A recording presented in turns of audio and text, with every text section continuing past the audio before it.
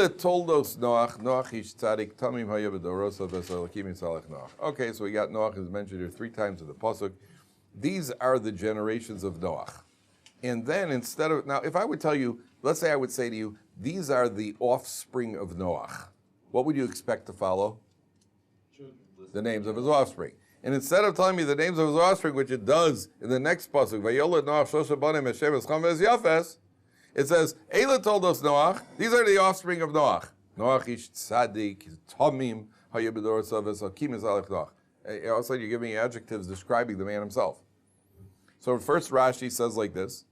The first Rashi says like this. Eila told us Noach ish tzadik. So Rashi says first, Rashi is addressing this issue. So Rashi says, Ho'il v'hizkiro, since he mentioned him, siper b'shivcha. It mentions his praise. Since it mentions him, it mentions his praise. Shenemar zecher tzadik livracha. That's the first explanation. Rashi understands the question that we have. If you tell me these are his offspring of Noach, oh, Noach was a tzaddik. Why are you going off on a tangent? Oh, I mentioned Noach, so you got to say something nice about it, first of all. Second of all, says Rashi, L'lamedcha, to teach you, She'ikar toldos seim shel tzadikim ma'asim tovim. The main produce of tzadikim is good deeds. That's the main produce. That's why I mentioned it. Because once you say, no, these are the offspring of Noach. Noach was a tzaddik, he was a tom. Now, the commentaries say like this. Then the next passage goes, Vayolad Noach shlosha banim Hashem escham v'es yafes. So we'll get to the real meaning of the names tomorrow. But one of the commentaries says like this. You know why they're named Shem, Cham, and Yafes? This is still a description, going back to the offspring, his good deeds. This is still a description of his good deeds. That means like this. When you do a mitzvah, the first thing you need in a mitzvah is to do it l'shem shemayim. Shem. The second thing when you do a mitzvah, you need a little bit of hislavus, a little bit of enthusiasm. Heat. Cham. When you do a mitzvah, you should do the mitzvah nicely. Yafes.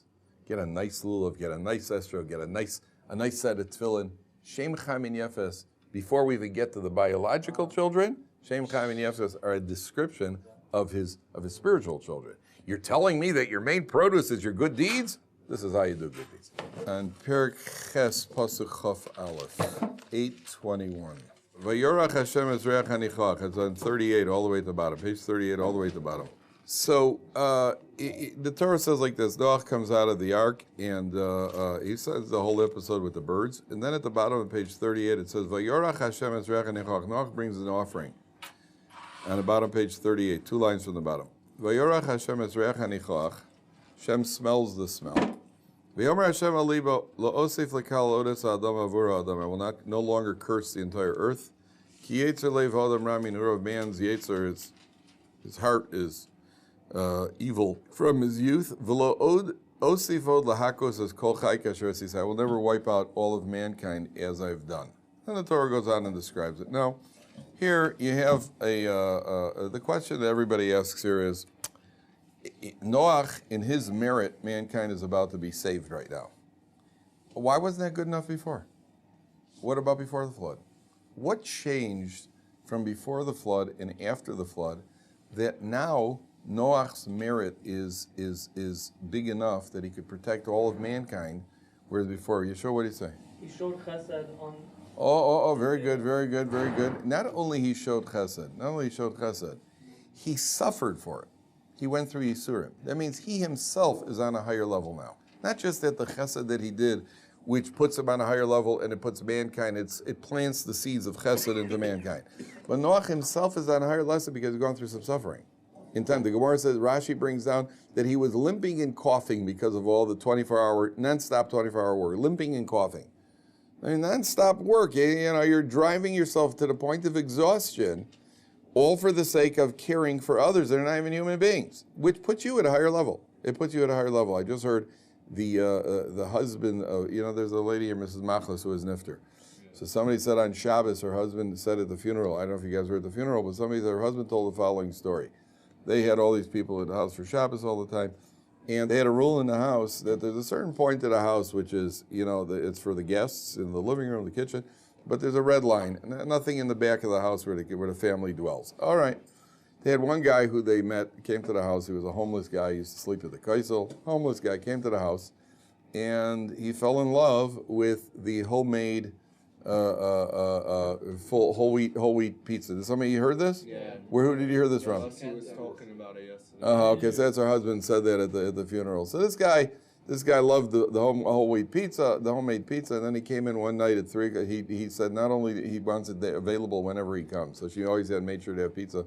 Then one night he said there one time, I want you to teach me how to make it. She said, okay, whenever you want, I'll teach you. Okay. All of a sudden one night at 3 o'clock in the morning, they heard a knock on their bedroom door.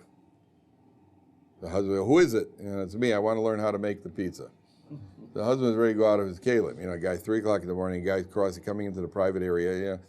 So Mrs. Machlis said to her husband, listen, how often do you get to be moser nefesh, to really sacrifice to help another human being? So apparently she got up at 3 o'clock in the morning and taught him how to make whole wheat pizza. Yeah. Wow. So again, I don't say, there are lines that a person has to draw, but when you sacrifice, really sacrifice, so your madrega goes up. Your madrega goes up. Noach's madrega, his level went up to such a point, and now he's able to protect all of mankind. Okay, now let's go on. Yeah, Yoshua. Wasn't he suffering by sacrificing 120 years of his life building the teva? Yeah, apparently that wasn't enough.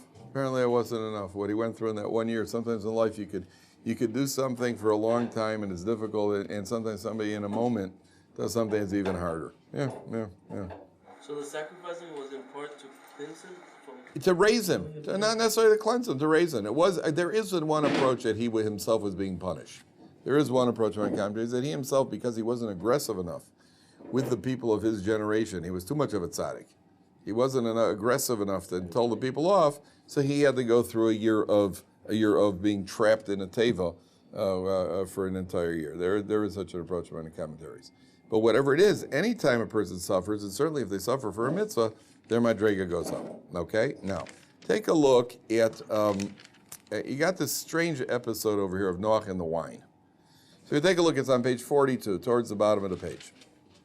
This is a very, very strange episode. It needs to be understood what's really going on here. Vayu b'nei Noach hayotzi min hateva. It's 4 lines from the bottom on page 42. Vayu b'nei Noach hayotzi min hateva Shem v'cham v'yafes. The sons of Noach leaving the teva were Shem, Cham, and Yafes. V'cham hu avi Canaan. Cham is the father of Canaan. Shloshes elu b'nei Noach u'me'ela nafsa cholar. These were the 3 sons of Noach, and from them the entire land spread. The entire world was populated. Then the Torah says like this, 2 lines from the bottom. Vayochel Noach isha adama. Noach became a man of the earth. Vayita karam, he planted a vineyard. Now, the first question you have to ask yourself, why is he called a man of the earth? Became a man of the earth? Why don't you just say, Noach planted a vineyard? Because he's not on the flood anymore. Now he's on the earth. He's on the earth, but we know he's on the earth. He came out of the teva. It says he came out of the teva. You're right, but you don't have to emphasize. He became a man of the earth. So the commentators point out, when you get involved in agriculture, you're drawn in. Agriculture is a all-encompassing, almost addictive pursuit. You're in your farm. You get up at sunrise, and you go to sleep at sunset, and you're out there, and it's a labor of love. It's a labor of love, or it's not a labor of love, but it's a labor. And you're out there, you become a man of the earth. You become addicted. There's a certain criticism implied here that Noach became a man of the earth. You're sidetracked now at Noach, at his level. Obviously, you're talking about a very big tzaddik. But at your level, once you get involved in the earthly pursuit, you could be drawn in. That's something a person always has to watch on their parnasa. Are you an accountant? Or you're a Jew who works in accounting? Ask people, what do you do? I'm an accountant. I'm a computer technician. I'm a truck driver. I'm a plumber. That's what you are? Is that you're like, or are you a Jew who serves God as a plumber, as an accountant? Now, having said that, be careful, gentlemen, because if anybody ever asks you what you do, just answer what is socially accepted. Don't give them most of it. Somebody says, hi, what do you do? I'm an accountant. Don't say, what do I try to serve God with my entire heart and soul. Don't do that. It is socially rude, and that wasn't the question. And nobody asked you for a Musar shuz, and don't show them that you were at Orsa Math. That's not what you should say. But ultimately, that's what our attitude should be. Our attitude is that we weren't put in this world to be an accountant. We weren't put in this world to be a plumber. We weren't even put in this world to be a doctor of whatever it is. We were put in this world to serve HaKadosh Baruch Hu. My way of serving HaKadosh Baruch Hu, I have to be an accountant. I have to support my family, and I have to be gainfully occupied if I can't learn Torah full time, and I need to make parnasa, and I need to keep myself occupied so I don't get into other mischief and nonsense. So I work as an accountant, whatever it is I do. But an Isha Adama means a person in any area of life, you could easily be drawn in, easily sucked in, where that becomes your life. In 24 hours a day, you're into your business. First of all. The second thing he does is he plants a vineyard. Now, what's going on here with planting the vineyard? Vayesh min hayayin, he drinks the wine, vayishkor, he gets drunk, vayiskel b'socholo, he becomes exposed. I mean, a man who just spent a year elevating himself in the teva, and now he's behaving like guys that you met in college, right? I mean, honestly, we expect a little bit better from Noach. So the commentaries say it's a much deeper occurrence than that. What was the original sin of Adam and Eve? What did they eat from? Whatever else it was, by the way, it was not what?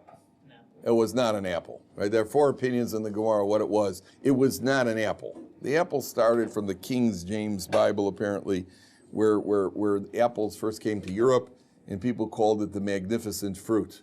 And the King James Bible says they ate from the magnificent fruit. So they made a Gzeira Shava, and they said, well, if it says a magnificent fruit in the Bible and says the apple, people were saying, it must have been an apple. That's where that's where the nonsense started. Hollywood got a hold of it, and the rest is history. So that's where it started. But it's not. Whatever else it was an apple. It was either a grape, an esrog, a fig, or a wheat. That's a strange thing. It should be a wheat, isn't it? The answer is that, well, it was. It was. Remember, before the sin, there was no plowing and no agriculture. Bread grew on trees. You have a wheat tree. So you pluck a Kaiser roll, either with sesame or with poppy seeds or with a little bit of onions in it, and you got a bagel tree, and you got a baguette tree, and they probably had an eclair tree and a Napoleon tree. They probably all the baked goods. There was no baking, there was no cooking, there's nothing. So the first was okay. So that's the opinion. The opinion is that there are 4 opinions. Okay, one opinion was the grape. The Gemara says because, and again, somebody once asked. This is a very valid question. I just want to clarify because this comes up in Gemara all the time. Somebody once asked, they can't all be right. It was one or the other. Which one? The answer is like this. The approach is what the Gemara, when the Gemara says this, the Gemara is only telling you that based on sources, this is what we would say it is, based on Torah examination. Don't confuse me with the facts. We're not interested in the facts. What was it? It was either this, that, or the other. The Gemara is telling you that based on what's indicated, this is what's indicated that it was, based on how Torah communicates to us. Same thing when you learn Gemara, the Gemara will sometimes discuss what did they do in the Beis Hamikdash? How did they do a certain service in the Beis Hamikdash? Well, if somebody was alive, if we had instant replay, we could just go back and look. The answer is, you're right, but we've lost that tradition. Now, I want to know, is there an indication, based on the way I understand Gemara, what was supposed to have been happening? Don't confuse me with what actually happened there. I'm not interested in what actually happened. I'm interested in, does this book tell me what you understand? So, because ultimately, if the Beis Hamikdash would be rebuilt today, how would we decide what to do? We'd look in the book. So what does the book tell me they did? And what the book tells me they did is what we're going to do. Is that what he really did? That's no longer Torah. Torah is what we understand the book is telling us in the absence of an oral tradition. Yeah, but isn't knowing the fruit very important? It is, but we don't know. So the Gemara says, well, we have an indication that it was this. We have an indication that it was one of these 4. It was one of these 4. It wasn't an apple. That nobody says. It wasn't a pomegranate. It was one of these 4. Now, one opinion says it was a grape. Why a grape? Says the Gemara, because grapes is what gets you in trouble. Wine is what always gets you in trouble. So we could assume that if they ate a fruit and got in trouble, it was wine. So I want to tell you something very deep. The commentaries say, Noach understood the world had been brought to its final rectification. He understood that he was on the madrega of Adam before the sin. If you're on the madrega of Adam Rishon before the sin, number 1, grapes. We could drink the grape without any fear anymore. Number 2, there's no need for clothing. There's no need to cover yourself up, just like Adam before the sin. So he was like, this isn't a guy who came staggering out of a bar, and he was just walking around like a baby on his way to the bris. This is a man who I'm at a madrega right now. I saw that once. I actually saw that once. I was in England. I was one of the most revolting, gross things that I've ever seen in my life. There's a guy walking, staggering the streets. as I walked out, it was on a Yontif, a Sunday morning, like second day it was Yontif. And I turned the corner and I started walking and I glanced. I don't believe I just saw what I saw. I can't believe I saw what I just saw. And I looked back. A guy is walking down the street of London, and I'm thinking like, my goodness, somebody's got to call the police. Somebody's got to call the police. I'm just really, all of a sudden I see about 15 seconds later a police wagon. So I'm expecting if the police, my idea of the police is, sirens, this is an emergency. Police wagon comes driving lazily across the road, pulls up right where the guy's standing. And I hear the guy from there, okay, Ralphie, get in, come on, and this is one of their regular customers. It was one of the most revolting things I've ever seen in my life. Absolutely nauseating. It shook me. It shook me. He was completely naked? Completely. The guy was obviously loaded. Came out of a bar or something. It was a Sunday morning. You got to know where he was. And apparently he's a regular customer. It was absolutely revolting. I'm telling you, it was the most revolting thing I've ever seen in my life. You walk into a mikveh, okay? So I can't even describe it. So Noach drinks it. He's exposed. What do you think this is? A guy staggering? This is a man who understands that at his level and what the world has been renewed, we are now at the level of Adam Rishon Kodav Achet. That's what Noach understood. Now, there's a medrash here, very interesting medrash. The medrash says like this: when Noach planted the vineyard, he had a partner. Who was his partner? The Satan himself. The Satan joined Noach. And the medrash says like this, pay attention carefully. The medrash says that the Satan took a sheep. He said to Noach, shall we be partners? And he said, okay. So he took a sheep, and he slaughtered the sheep, and he drained the blood of the sheep into the earth where Noach was planting the vineyard. Then he slaughtered a lion. He did the same. Then he slaughtered a monkey, and he slaughtered a pig. He drained their blood into the plants where he was planting the vineyard. That's what the medrash says. What does that medrash mean? What does the medrash mean? Anybody got an idea? What's the medrash telling you? What do you say, Gil? Have you heard of this one? What is it? Go ahead. It represents different things. So Right. It represents different levels of drinking. Now, if somebody would ask you, is wine good or bad? The answer is, depends what you do with wine. Depends what you do. There's a pasuk that says, Tinu shecher le'oved v'yayin l'mari nefesh. Give strong drink to somebody who's despondent, and wine to somebody who's bitter. Person's low. You take a drink of wine, pick you up a little bit. Nothing wrong with it. On the other hand, there's another part that says, Lemi oi, lemi avoy. You ever hear the word? In Yiddish, people say, oy vey. You know where that comes from? That's a pasuk in Nach. Lemi oi, lemi avoy. Who goes around moaning and groaning, oy, avoy. I forgot the end of it. Those who tarry long get the drink. Otherwise known as a hangover. What the Dutch call a katzenjammer, right? Every country's got a name for it, right? Yeah, and you get into a fight, and you get punched, and you end up in who knows where. There's some guy in America who ended up who was asleep. Guy's drunk, and he's sleeping peacefully, and he's just resting peacefully, sleeping off the effects. All of a sudden, he hears a noise, absolutely life-terrifying noise. Turned out he was asleep in a garbage truck, which he had no idea how he ended up there, and somebody had turned on the garbage compressor. One of the guys had turned on the garbage compressor. The guy said somehow they managed to stop and turn off there. I've heard a case where one guy like that was killed. In this particular case, the guy was saved. He comes out of the garbage truck. The guy turned on a garbage compressor, and the guy all of a sudden he heard it, and at the last minute he realized, I better get out of here. He had no idea how he ended up in a garbage truck, because the guys ended up in lots of places. End up in a garbage truck. So I have used it, tshuva you could do at the last minute. There's one, you get one last chance, boys. They turn on the compressor up there, you still got one last chance to do tshuva. So the Medrash is telling you there are 4 stages of drinking. The first time you're ever nervous, say take a drink, it's the sheep stage, the lamb stage. You have a drink, I once read in a nutrition book, they were talking about drinking, and one section on alcohol. They said that the regular American cocktail party is the classic situation where you need a drink. People are nervous. You're in a crush of people, none of whom you know, many of whom you don't know, and it's a very nerve-wracking type of thing. Have a drink and calm yourself down. The next level is when you keep drinking and you get to the lion stage. You're emboldened, you're brazen, you'll walk into the boss now and really tell him what you think. and then you remain brazen and emboldened when you go home and tell your wife you are now unemployed, right? So that's the lion stage. The third stage is the monkey stage, when you think that you're oh so clever and entertaining, and you dance on tables and do all sorts of wonderful, clever things. And the last stage is the pig stage, where you're lying in the gutter in a mess of bodily fluids, and you're absolutely like a chazer.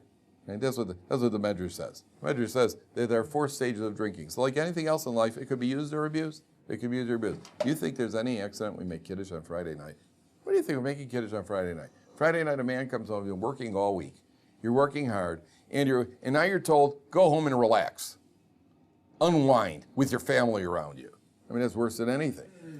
That's harder than the whole week. And so, you have a cup of wine. You have a cup of wine, and it's usually on an empty stomach. Yeah. We're good to go. Yeah, why'd you say so? Now things look a little bit different. Right? And, that my favorite Friday night, okay, Friday you eat. My favorite is Shabbos morning Kiddush. Shabbos morning Kiddush, come home from shul. You usually get up early before Dowdy, come from shul. That cup of wine, Friday morning, Shabbos morning Kiddush, that's the one I look forward to all week, and the one afterwards. While everybody's washing, I usually hammer down a second one, just to keep things even and honest, And then we're ready for some jolt. Bring it on. It's me against the jolt, Now we're talking, So that's yeah. So there's no accident. We know what alcohol is. We know what alcohol does to people. Depends how you use it. That's what the Medrash is saying. Okay, now. The 3 sons of Noach come in. Vayar Cham Aviknan, as Erbas Aviv, Cham sees the exposure. Vayagid l'shnei achav b'chutz.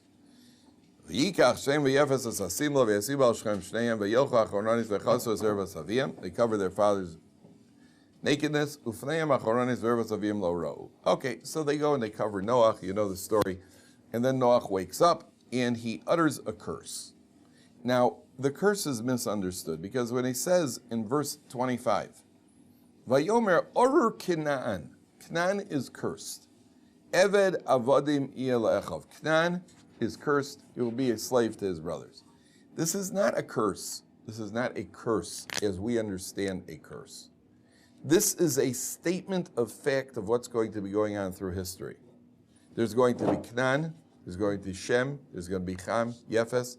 And what he's saying is that a certain nation, the descendants of Cham, Canaan, the descendants of Cham, they are by definition slaves.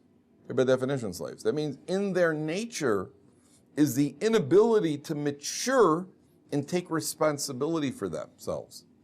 The most important thing for a child who's irresponsible is that he should have somebody supervising him. Somebody who is an adult is a child in an adult's body. What do you need? What's the best thing for you? Best thing for you is be gainfully employed by somebody else who will watch over you. If you're a slave, then you will have somebody who's supervising you. You will not be left to your own devices and be self-destruct. Therefore, what Noach is saying over here is a prediction of history. It's not, if you stop and think about it, those of you who want to research it a little more, take a look at Rabbi Hirsch's commentary on this pasuk. You would think that Rabbi Hirsch was alive in 20th century liberal America. That's why you're based on his description, the sociological description. Okay, but I don't want to spend too much time on that. I want one last point here. The Tower of Babel is something that I feel is, all parts of Torah are interesting and all parts of Torah are deep. There's something enchanting about this Tower of the Babel, absolutely enchanting. And we need to take a look at it and see what it's really describing, because it is so much our world. It's so much our world. Take a look at page 48. 4th line from the top. 4 lines to the top, page 48. The whole world was one language and one united concept. Dvarim achodim. They find a plain. They go out to the plains of the land of Shinar. Now, if you were building a tower, where do you think you would start? You build a tower to reach the heavens. Where do you think you would build that tower? I would go up as high as I could and start building over there. They go to the plains. They go down to, if anything, it's a valley. They're going to build a tower. Interesting. And then look what the Torah adds a detail, which I don't really need this detail if you stop and think about it. Look at the next pasuk. Vayomru isha re'eo. Each one man says to his friend, Hava nilban alavenim. Let's make bricks. V'nishraf al-esrefa. We'll fire them up in the I think it's called, isn't it called a kilt or a kiln? A kiln. Is that how the article translates it? Doesn't even mention it. Burn them in a fire. Burn them in a fire. These two fellows say, we'll solidify them in a kiln. The bricks became used as stones. And the lime served as mortar. Okay. Wow, gee, now we know the building materials. Great, yeah, good. If we ever want to build a tower to heaven, we'll know what to use. Use some lime. What's the Torah tell me? It's almost an insignificant detail here. And then what do? Vayomer havana leivnei ir. Let's build a city. Umigdal v'rosha b'shamayim. A tower with reaching the heavens. V'nasa lanu shem. We'll make a name. Pen nafutz al pnei chol haaretz, lest we be scattered all over the earth. There are different opinions. This was an idol-worshipping tower. There are opinions that this was just a uniting tower where if they come up with a plan, that way they could call out from the tower and send out signals to draw everybody back together. What's going on here? What's really going on here? What's really going on here? So I think the key to understanding this and why the Torah is a medrash that I heard when I was, I think, in first grade.